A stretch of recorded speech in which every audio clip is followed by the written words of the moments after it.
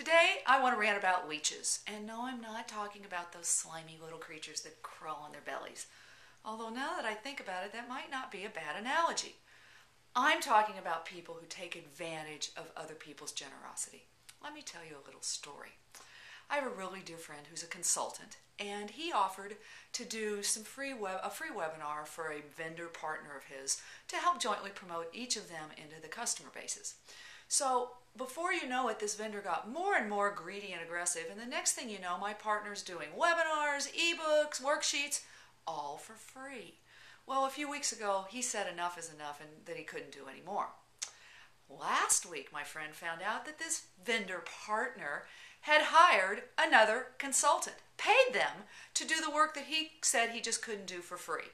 And to make it worse, the person they hired is a known plagiarist. He's a copycat. He's copycatted off of my friend so many times, my friend finally had to threaten legal action. And by the way, the executive in charge at this vendor partner knows about the copycat. And he hired him anyway. Well, my friend called the vendor partner and said, how could you do this to me? And their response was, well, you didn't have any more time and we didn't want to distract you from our free work, so we hired somebody to finish things up.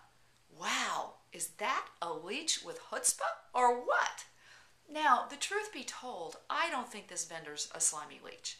I just don't think they're thinking about the impact that their actions have on my friend. So, for all of those of you who work with consultants, let me give you a few tips. Number one, consultants sell our expertise and our time. That's how we make money.